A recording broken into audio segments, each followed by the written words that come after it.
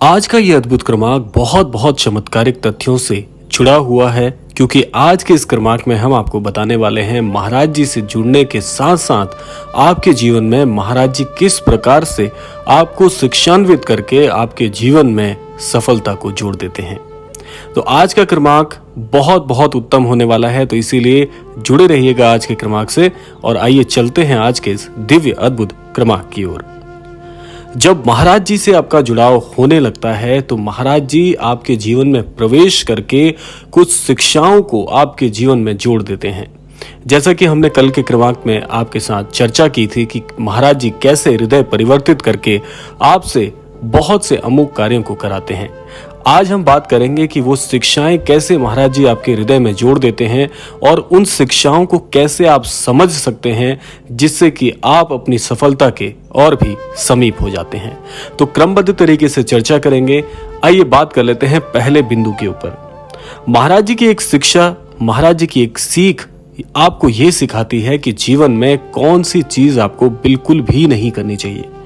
महाराज जी कहते हैं कि भूत भविष्य की बातों के बारे में सोचकर परेशान होना एक बहुत गलत बात है। यदि महाराज जी को आप अपना इष्ट मान लेते हैं तो महाराज जी कहते हैं कि आप अपने वर्तमान पर केवल और केवल ध्यान केंद्रित कर मुझ पर विश्वास करिए।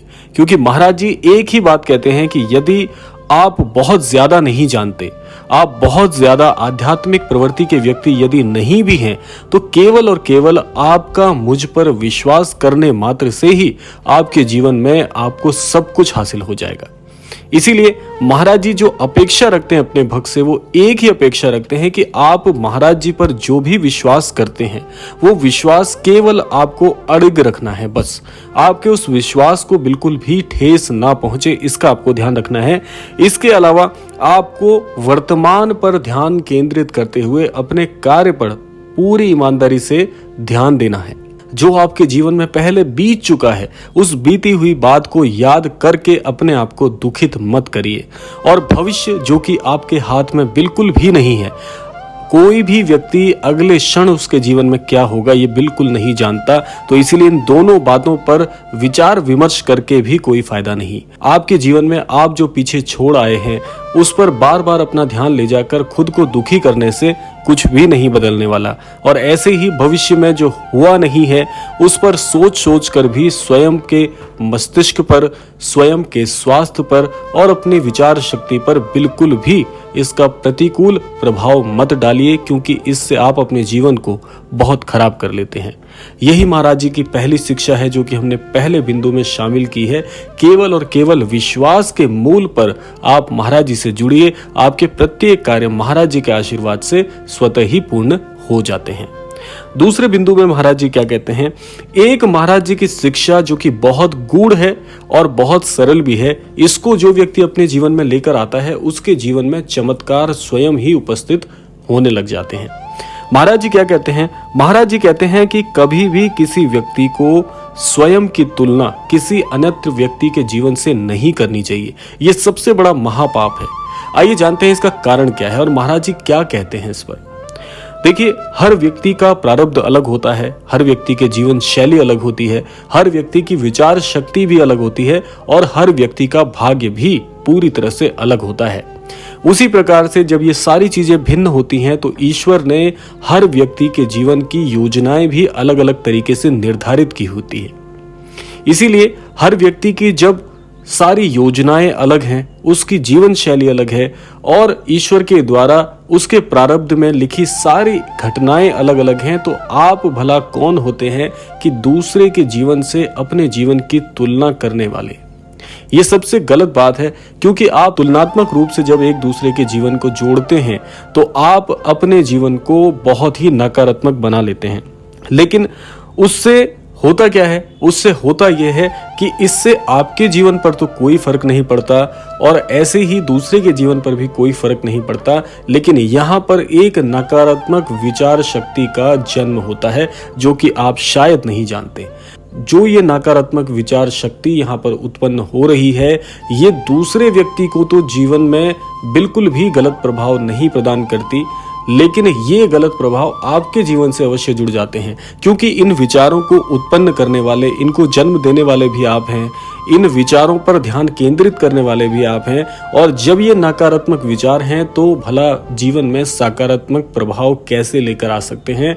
तो इसीलिए कई मायनों में आपको पता ही नहीं होता कि आपके जीवन में नकारात्मक घटनाएं कहां से आ रही हैं, और ये नकारात्मकता आपको बहुत ज्यादा दंडित कर देती है, और ये दंड आपके जीवन को बहुत बहुत खराब करने लगता है, जो कि एक बहुत ही दिव्य प्रभाव ना होकर बहुत ही नकारात्मक प्रभाव बन जाता है। तो इसका ध्यान आपको हमेशा रखना है कि जीवन में कभी भी किसी की तुलना अपने साथ मत करिए, क्योंकि ईश्वर ने आपके लिए कुछ और सोचा हुआ है। अब आती है बात सबसे महत्वपूर्ण बिंदु की। महाराज जी कहते हैं कि हर व्यक्ति के जीवन में जो समय होता है वो बिल्कुल भिन्न होता है, क्योंकि ऐसा इसलिए है क्योंकि हर व्यक्ति के प्रारब्ध में जो पाप कर्म है, पुण्य कर्म है, उनका नियोजन अलग तरीके से किया जाता है।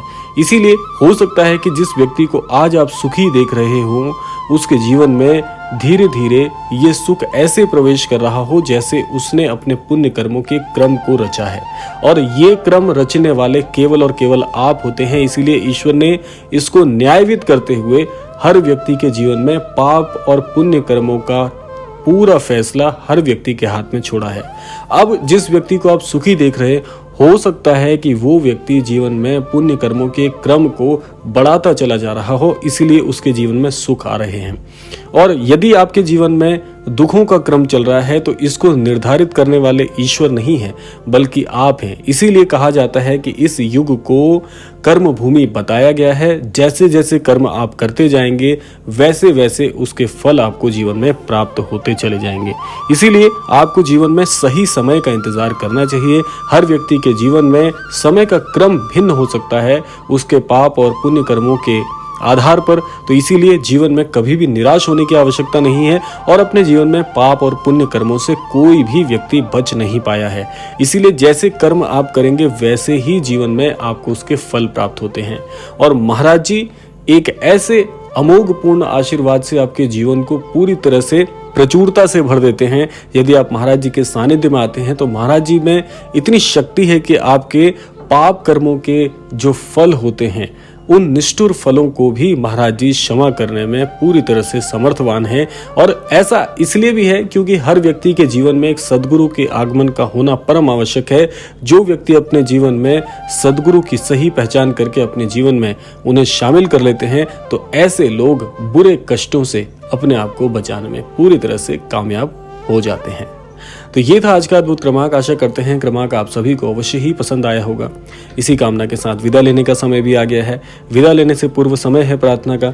यही प्रार्थना मैं करना चाहूंगा कि महाराज जी सभी को सन्मति और सद्बुद्धि की प्राप्ति कराएं। इस संपूर्ण सृष्टि का, इस संपूर्ण लोक का कल्याण हो। इसी कामना के साथ विदा लेते हैं। मिलते हैं अगले क्रमांक में। तब तक के लिए जय श्री राम, जय गुरुदेव, जय उत्तराखंड।